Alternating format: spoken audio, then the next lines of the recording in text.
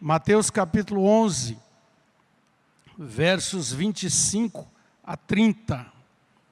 Por aquele tempo, exclamou Jesus: graças te dou, ó Pai, Senhor do céu e da terra, porque ocultaste estas coisas aos sábios e instruídos e as revelastes a quem?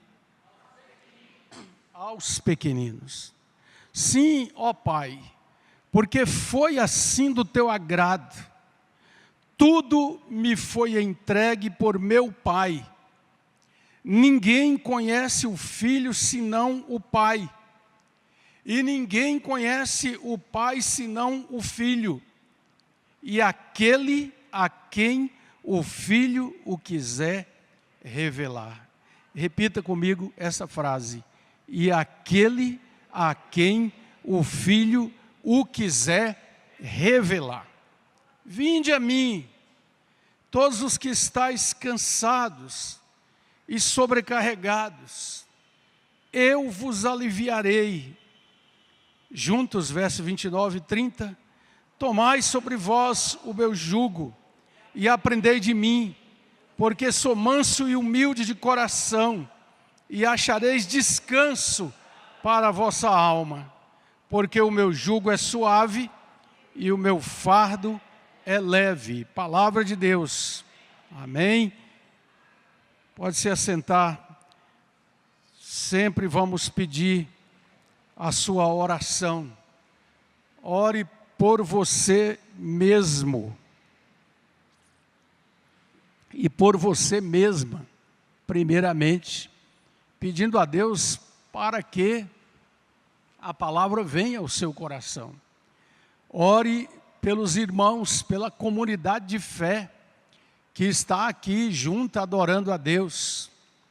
Ore pelos que estão em casa. Ore por aqueles que, através das gravações e da disseminação pela rede de comunicação da internet, possam receber também a palavra de Deus no seu coração. Vamos orar. Mais uma vez, Pai, nós nos prostramos para dizer que nós não podemos, que nós não sabemos, que nós não somos capazes, que eu não sou capaz, e que se o Senhor não fizer, eu não posso fazer, nós não podemos fazer. Mas a Tua palavra diz que o Senhor ilumina a palavra. A Tua palavra diz que o Senhor usa a loucura da pregação para confundir os sábios e entendidos e para revelar a verdade aos Teus pequeninos. Oh Senhor, eu quero ser um pequenino do Senhor em todo o tempo da minha jornada, e que assim queiramos todos nós, e que o Senhor, em graça e misericórdia, nos abençoe mais uma vez, compartilhando conosco o pão da palavra que alimenta a nossa alma. Oramos assim, clamando por perdão e por livramento de toda obra maligna, no santo nome de Jesus. Amém. Aleluia. Tive o privilégio de ver nessa semana um documentário muito interessante. E recomendo àqueles e aquelas que gostam de ver esses documentários, que vejam, porque é daquelas coisas que vale a pena, que nos ensinam, que nos despertam para aquilo que é positivo e bom em meio a um mundo tão corrompido como esse em que nós vivemos. Esse documentário fala sobre um acontecimento lá de julho de 2018. E muitos com certeza vão se lembrar quando 12 meninos de um time de futebol lá da Tailândia e do seu técnico entraram para um passeio por uma caverna tão conhecida deles ali, E quando lá estavam, cai uma chuva torrencial, as monções que caem por ali antecipam-se, a caverna é inundada e ninguém pode voltar mais. Chama-se o resgate. O resgate. Foi reconstituída toda aquela história que durou 17 dias daquela luta terrível, primeiro dos pais e mães e autoridades que não sabiam se aquelas crianças estavam vivas. E depois da mobilização de todos que conheciam alguma coisa sobre mergulho em cavernas, para encontrar uma maneira de ir até lá, saber se as crianças e seu técnico ainda estavam vivas e trazê-las de volta. 17 dias de ansiedade. Conta a história de 2 experientes mergulhadores britânicos, já aposentados, mas gente que fazia isso porque gostava, inclusive criaram equipamentos que não existiam de mergulhação, de mergulho em cavernas, e eles são chamados e ali começa a se ajuntar um pelotão de gente do mundo inteiro. E os repórteres, eu me lembro bem que acompanhei esses noticiários, e os irmãos e irmãs aqui com certeza vão se lembrar. E é muito interessante porque são poucas as vezes que a gente vê experimentados repórteres das grandes redes de televisão do mundo com lágrimas nos olhos. Porque foi uma batalha que se seguiu por muito tempo, depois que um grupo consegue chegar até um lugar da caverna, onde criara-se um bolsão de ar, e aqueles meninos puderam ficar ali, mas aguardando dia após dia, sem ter o que comer. Mas ali pelo menos havia oxigênio e eles estavam respirando. E quando esses 2 mergulhadores, depois de navegar por 2 quilômetros num complicado subterrâneo de caverna inundada, e eles emergem naquele lugar e de repente o coração deles pulsa fortemente, porque os meninos estão ali e olham para eles e falam com eles. Mas e agora o desafio de resgatar esses meninos? Como trazê-los se havia 2 quilômetros de caverna inundada? Como trazê-los se nenhum tinha uma experiência de mergulho, de usar um tubo de mergulho, uma máscara? E com certeza eles pensaram, é só mergulhar com eles, eles vão ter aquela ânsia de respirar, e então vão engolir a própria saliva e vão morrer. E ninguém tinha certeza o tempo todo, eu não vou contar mais detalhes porque você vai ver, de se conseguiria ou não, mas o fato é que um resgate maravilhoso é feito. Tem que chamar um especialista, um cirurgião que estava em outro país, amigo desses mergulhadores, e eles aventam a possibilidade de dopar esses meninos, de colocá-los sob sedação, para que pudessem estar plenamente sendo conduzidos pelos mergulhadores, que os retirariam com vida daquele lugar. E o resgate acontece, mas vale a pena você acompanhar os detalhes que aconteceram. Resgatar, amados e amadas, é remir do cativeiro. E remir e resgatar são palavras teológicas, são palavras bíblicas. Remir é adquirir de novo. É pagar um preço para trazer de volta aqueles que estavam debaixo da maldição, debaixo da condenação. E então, o apóstolo Paulo, escrevendo a Tito, no capítulo 2, versículo 14, ele diz assim: Cristo se deu a si mesmo por nós, a fim de remir-nos de toda iniquidade. E em Gálatas 3,13, o apóstolo dos gentios exclama: Cristo nos resgatou da maldição da lei, fazendo-se Ele mesmo maldição por nós. E essa é uma declaração maravilhosa, extraordinária. Ele tomou a nossa maldição. Então o texto aqui que nós lemos em Mateus, e nós temos meditado no Evangelho de Mateus, é todo um texto que se traduz num chamado ao resgate. Um chamado ao resgate. Ninguém conhece o filho como o pai o conhece, nem o pai como o filho conhece, mas não estou guardando isso para mim, estou pronto a revelar todos os detalhes a qualquer que quiser ouvir.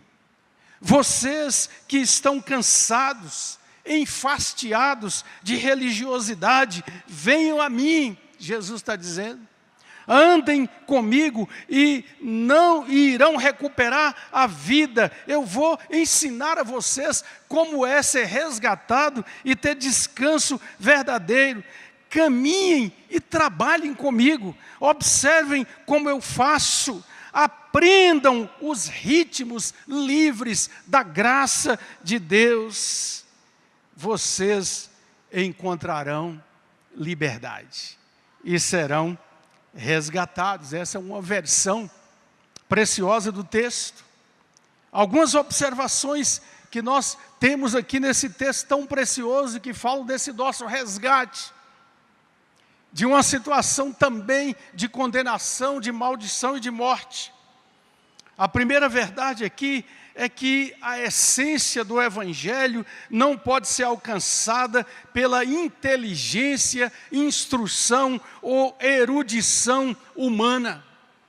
Jesus começa dizendo, olha para a palavra, ele exclamou, eu te dou graças, ó Pai, Senhor do céu e da terra, porque ocultaste, escondeste estas coisas daqueles que se julgam sábios, entendidos, capazes, mas as revelastes aos pequeninos. Jesus agradeceu ao Pai essa verdade maravilhosa. E ao olhar para esse texto, querido e querida, o seguidor de Jesus, a discípula, o discípulo de Jesus, devemos pensar que a primeira coisa que nós devemos ter muito cuidado é com o orgulho e presunção do nosso coração pecador. A pergunta que sempre precisamos fazer é, onde encontramos a nossa identidade? Onde expressamos com clareza aquilo que nós somos e que precisamos ser na caminhada com Deus? Nós não podemos formar a nossa identidade com base na opinião que os outros têm. Os outros poderão chegar e dizer, você é um sucesso. Mas nós também não podemos formar a nossa identidade com base naquilo que vem de dentro de nós mesmos. Porque se você e eu estivermos passando por um momento em que a gente está se sentindo para baixo, depressivo, cheio de desânimo, nós vamos ouvir a voz interior dizendo, você não tem nada de bom em você. Então a nossa identidade não é formada nem porque os outros dizem, nem por aquilo que o nosso próprio coração diz. A nossa identidade é formada em Cristo, quando nós voltamos para Ele o nosso coração e na simplicidade do Evangelho nós podemos dizer, Ele nos resgatou da maldição da lei. Nós podemos dizer, Ele nos tirou do império das trevas e nos transportou para o reino do Filho do seu amor.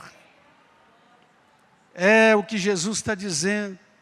Nós precisamos ser pequeninos. É muito interessante no documentário a gratidão que esses meninos da Tailândia revelam no seu rosto, nas suas palavras, em tudo que aconteceu depois para com os seus salvadores. E para mim é um quadro que mostra a gratidão que precisa estar no nosso coração por saber que tudo que temos, que somos, é resultado da bondade e da misericórdia de Jesus na nossa vida. Segunda verdade, os pequeninos, na simplicidade do coração, recebem a revelação de Deus e seguem a Jesus. Graças te dou, ó Pai, Senhor dos céus e da terra, Jesus está dizendo, porque o Senhor ocultou essas coisas aos grandes sábios que se acham entendidos e as revelou aos pequeninos. Tenho lido o Evangelho de Mateus, e é interessante porque Mateus é um dos evangelistas que mais usam esta expressão, traduz essa expressão de Jesus, pequeninos. Em Mateus 18, verso 6, ele fala: cuidado de quem fizer tropeçar um destes pequeninos. Em Mateus 19, 14, ele diz: deixai vir a mim os pequeninos, porque deles é o reino dos céus. Em 21, 16, ele diz: da boca dos pequeninos e dos que amamentam o Senhor tirou o perfeito louvor. E em Mateus 25, 40, no texto tremendo sobre o grande trono estabelecido, e o grande julgamento, e as ovelhas de um lado, os bodes do outro, e Jesus está dizendo assim: todas as vezes que vocês fizeram, ainda que seja ter compartilhado um copo de água fria com estes pequeninos que têm fome, que têm sede, que carecem de amor e de cuidado, vocês fizeram a mim. Ou seja, Jesus está dizendo, nós precisamos considerar na nossa vida cristã que não passamos de pequeninos, e Jesus deixou isso muito claro para os seus discípulos, dizendo: quem não se tornar semelhante a essa criança não pode ver o reino de Deus.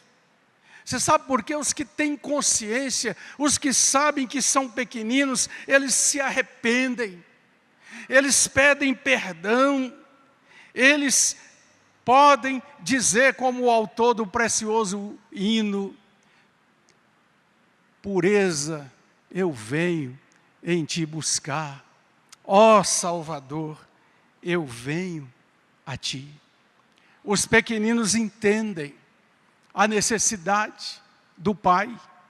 Os pequeninos sabem que sem a presença viva do Cristo vivo, todo dia na nossa vida, nós não podemos expressar nada de bom, e nem mesmo dizer que somos seguidores de Jesus. Os pequeninos são chamados a reconhecer a graça de Deus e o amor de Deus no coração. Um dia desse, estava na estrada com alguns netinhos, e me lembrei, comecei a cantar com eles uma canção antiga, que alguns aqui vão se lembrar, que diz assim: até pequenas flores, que breve vida têm, Deus veste em lindas cores da glória que Ele tem. O amanhã não pode roubar perfume e cor, segredo é viver hoje em Cristo e em seu amor. Porque o futuro que te espera, Deus sabe de cor, o inverno e a primavera e o tempo que é melhor. Deixa, pois, tristeza e dor para nunca mais, e veja quanta beleza Jesus a vida traz. É maravilhoso.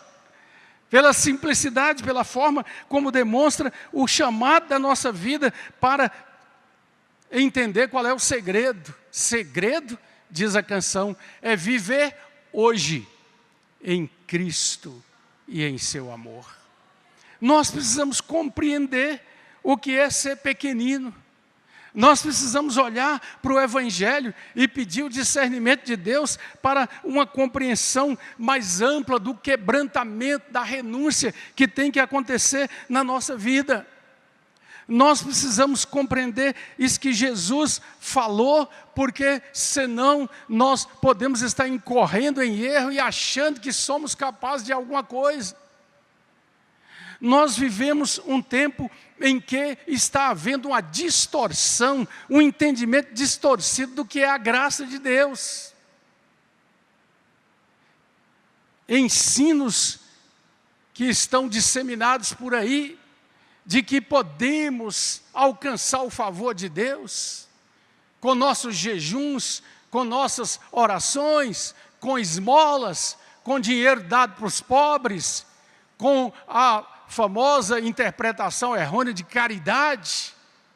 Mas nada disso pode, de fato, substituir o sacrifício de Jesus por nós, porque a redenção de uma alma custa todo o dinheiro da terra, e nada pode fazer isso.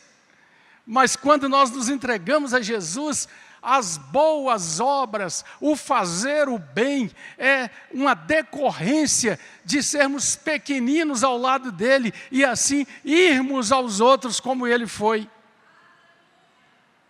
Em entrega, submissão e misericórdia. A essência do Evangelho não pode ser alcançada. Na minha vida universitária, por alguns anos, como aluno e como professor, eu vi muitas vezes gente que sabia um pouquinho de um pouquinho, arrogantemente falando palavras contra a Bíblia, contra o cristianismo e contra o Evangelho, julgando-se doutores, julgando-se capazes por causa do título disso, título daquilo, daquilo outro. E Jesus está ensinando aqui, bem no contexto dos fariseus e de toda aquela turma da religiosidade em Israel, que julgavam-se e até tinham o nome de doutores da lei. E eles desprezavam os outros. Lembra daquele episódio de João capítulo 9, do cego que é curado? Eles olham para aquele homem exultante, porque recebeu um milagre de Jesus, e ele diz, esta plebe que nada sabe da lei é maldita. Baseados unicamente na arrogância de que conheciam as coisas, mas a verdade é que a graça só é compreendida e recebida e vivida por aqueles que tomam a direção de ser pequeninos nas mãos do Senhor. Terceira verdade, nós só podemos conhecer as riquezas do Evangelho através de um coração aberto para Jesus. Eu queria que você repetisse, só podemos conhecer as riquezas do Evangelho através de um coração aberto para Jesus. Olha o que o texto diz. Ninguém conhece o Filho, senão o Pai. E ninguém conhece o Pai, senão o Filho. E aquele a quem o Filho quiser revelar. Diga aquele, a quem o Filho quiser revelar. Ei, eu tenho uma boa notícia para vocês, Ele quer. Ele quer revelar. Todo aquele que busca, a todo aquele que se aproxima, Ele quer revelar. Um escritor cristão disse assim, as Escrituras sugerem que a essência da natureza divina é a compaixão. Diga compaixão. E que o coração de Deus é definido por ternura. Escute bem, a essência da natureza divina é a compaixão. Diga compaixão. E que o coração de Deus é definido pela ternura, diga ternura. É maravilhoso em Lucas capítulo 1, quando está havendo o anúncio do anjo, da chegada do Filho de Deus ao mundo, e está escrito assim, por causa das ternas misericórdias de nosso Deus, pelas quais do alto nos visitará o sol nascente, para brilhar sobre aqueles que estão vivendo nas trevas e na sombra da morte, e guiar os nossos pés no caminho da paz. Aleluia. Uma palavra profética tremenda de graça. Mas escute bem, o Espírito Santo é o vínculo de ternura entre o Pai e o Filho. E o Espírito Santo que habita em nós ostenta o selo da compaixão de Deus. O coração da pessoa cheia do Espírito Santo é transbordante de ternura. Porque essa é a obra que o Senhor quer revelar em nós, e o seu Espírito vem trazer para nós a compaixão de Deus. Romanos 5, versículo 5, Deus derramou o seu amor em nossos corações pelo Espírito Santo que Ele nos concedeu. Então eu e vocês e todos os crentes, todos os cristãos, precisamos começar a perguntar, a minha vida revela a ternura de Cristo. Eu tenho no meu coração a compaixão de Deus para olhar todas as coisas à nossa volta com essa compaixão. Meus irmãos e irmãs, é tempo da gente começar a pensar, a meditar, a orar cada vez mais para olhar para Jesus como nossa bandeira, como nosso exemplo, como nós cantamos aqui hoje de manhã. Nele a gente pode confiar, nele a gente pode confiar, mas não no homem.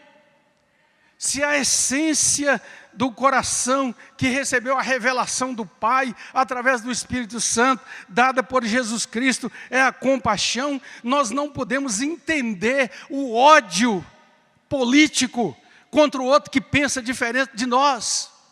Nós não podemos aceitar que a Igreja de Cristo tome posição política de esquerda ou de direita, que chame os outros que não concordam conosco de miseráveis, de desgraçados, como eu tenho ouvido por aí. Jesus é cheio da graça e da compaixão de Deus, e nós é nele que estamos caminhando no grande projeto de redenção e de transformação que nenhum partido político, nenhum homem poderá fazer, porque está debaixo do pecado, da cobiça, da sede de poder, e nós olhamos para Jesus como exemplo em tudo na nossa vida. Nós precisamos anunciar a Cristo e levar a sua compaixão. Nós precisamos, como crentes, ser movidos quando acontece um acidente, quando acontece um terremoto, quando acontece uma tragédia. Nós precisamos chorar com os miseráveis famintos do mundo e à nossa volta, na periferia da cidade onde nós moramos, perto da casa onde nós moramos. Nós precisamos deixar que a compaixão de Deus inunde o nosso coração, por saber que há prisões imundas, que há gente jogada em cárceres, e não ficarmos no lugar de juízes, porque eles já passaram pelo juízo humano e já foram condenados. Nós precisamos ter compaixão pelos que são discriminados pela cor da sua pele. Nós precisamos ter a compaixão de Jesus por aqueles que moram em locais imundos, fétidos, nas favelas, onde são oprimidos pelo crime. Nós precisamos ter compaixão dos que estão nas cracolândias da vida, como zumbis mortos-vivos. O nosso coração tem que ser movido, porque o coração de Jesus é movido. E Ele quer que nós amemos como Ele amou. Compaixão e ternura tem que habitar no coração do crente. E é por isso que Ele nos chama à natureza desse descanso nele. Nós vivemos um tempo mau. Nós sabemos que as perspectivas são ainda piores em muitas dimensões, mas nós precisamos saber que Cristo nos chama a descansar nele e a continuar recebendo a revelação dele, de que o Pai está no controle, que as coisas serão restauradas, que aquilo que lemos hoje aqui em Apocalipse será uma verdade correta e brilhante e maravilhosa diante do trono de Deus. Eu testemunhei, décadas passadas, quando a doença da AIDS tomou conta do mundo. E eu vi muita gente dizendo, isso é castigo de Deus. Nós não somos juízes de ninguém. Nós precisamos estar do lado do aidético, assim como do lado de todos aqueles que enfrenta a dimensão do sofrimento. Nós temos sim uma palavra que chama a pureza, a santidade. Nós temos sim que ensinar que devemos ir pelo caminho do bem comum, da graça de Deus. Nós temos sim que dizer que existe o pecado, que ele é uma realidade e que nós somos chamados à santidade de Deus. Mas nós não podemos, por discriminação e juízo do nosso coração, excluir ninguém, porque Jesus não excluiu ninguém. Vinde a mim, todos que estáis cansados e sobrecarregados, e eu vos aliviarei. Então, para finalizar, um outro pensamento: o jugo da lei e as cargas da vida só encontram descanso na graça. E a graça significa Cristo em nós. O tempo todo, nós vimos a turma da arte aqui apresentando essa canção bonita. Maravilhosa graça, seu infinito amor tomou o meu lugar, a minha cruz levou. E nós precisamos tornar essa verdade conhecida dos que estão sofrendo a desgraça, a falta da graça, por muitos outros motivos, quem sabe, por muitas outras necessidades. Mas nós precisamos compreender que esse Cristo que nos chama, Ele é manso e humilde de coração. E eu gosto de ler a palavra de Isaías e a palavra repetida aqui no capítulo 12 de Mateus, que diz assim: eis aqui o meu servo que escolhi, o meu amado, em quem a minha alma se compraz, farei repousar sobre ele o meu espírito, ele anunciará juízo aos gentios, não contenderá, nem gritará, nem alguém ouvirá sua voz das praças, não esmagará a cana quebrada, nem apagará a torcida que fumega, até que faça vencedor o juízo, e no seu nome esperarão os gentios.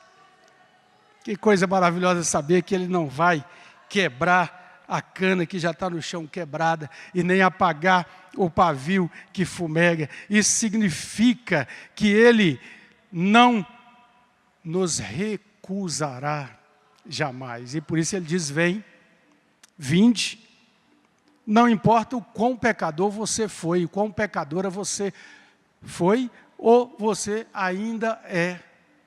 Não importa, porque o Senhor não faz acepção de pessoas. O Senhor não vê como vê o homem, Ele vê o coração. E todo o coração quebrantado, submisso, entregue a Ele, Ele resgatará e receberá. Então nós precisamos aceitar esse convite diariamente. Mas pastor, eu já sou crente há 40 anos. Diariamente, todo dia eu preciso ir a Jesus, todo dia eu preciso descansar nele, todo dia eu preciso encontrar nele aquilo que pode, de fato, me ajudar a viver num mundo onde eu tomo conhecimento diariamente de tanta miséria, de tanto sofrimento. Eu preciso experimentar a sua compaixão, para que a sua compaixão possa fazer brotar em mim compaixão para os que perderam entes queridos, para os que tiveram a sua família dizimada pela Covid e por tantas outras misérias e mazelas desta vida. Eu preciso pedir a compaixão de Deus na minha vida para verdadeiramente, como Jesus ordenou, poder chorar com os que choram e poder me alegrar com os que se alegram. Foi uma mobilização mundial para tirar aqueles meninos da caverna, e necessária. Mas ao ver o documentário eu comecei a pensar, as coisas que chamam a atenção e que a mídia coloca o foco, elas mobilizam bilhões de pessoas, e todo mundo fica ali torcendo, e é impressionante os recursos financeiros que foram mobilizados. Havia parece que mais de 2.000 pessoas, gente do exército, os SEALs da Marinha, da Tailândia e de outros países, para fazer aquele resgate. E os âncoras da televisão, com lágrimas nos olhos, dizendo: quem não se enternecer é porque tem o coração de pedra. Mas o coração do homem é assim. O mundo em que nós vivemos tem esse aspecto. Se a mídia colocar as câmeras, se importar, então todo mundo é mobilizado. Mas o que não interessa à mídia, ao poder mundial, fica no esquecimento. E nós não podemos deixar, como cristãos, de saber que existem guerras, que lá, na guerra da Ucrânia, e nós vimos algumas cenas, crianças têm morrido. E nós não vemos tanta mobilização, que na África continua havendo fome, crianças esqueléticas, que há dor e necessidade à nossa volta, embora a mídia não diga nada, o cristão precisa orar por isso. Eu disse uma vez para uma menina aqui, anos atrás, que estava no caminho para poder fazer medicina, e eu disse, olha, estuda a possibilidade de você entrar numa organização chamada Médicos Sem Fronteiras. Veja o que esse povo faz nos lugares mais terríveis, onde há fome e desnutrição. Mas o fato é que o cristão sabe que enquanto nós aguardamos a promessa de novo céu e nova terra, nós temos que atravessar o vale. E nós atravessamos o vale cheios da compaixão de Deus. Foi Horatius Bonar, um servo de Deus, lá em 1846, que recebendo essa graça e atendendo esse chamado de Jesus, compôs um hino que tem atravessado aí os séculos, pelo menos 2 séculos, né?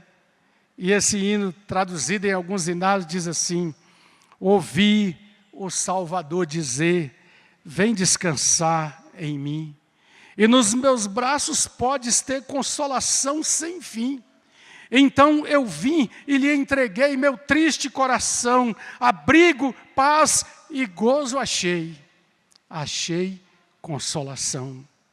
Ouvi o Salvador dizer, de graça eu sempre dou. As águas vivas vêm beber, da vida a fonte eu sou. Vim a Jesus e me prostrei às águas e bebi. Jamais a sede sentirei, estando sempre aqui. Ouvi o Salvador dizer, a luz do mundo eu sou. Ó, vinde a mim, a quem vier, a luz da vida eu dou.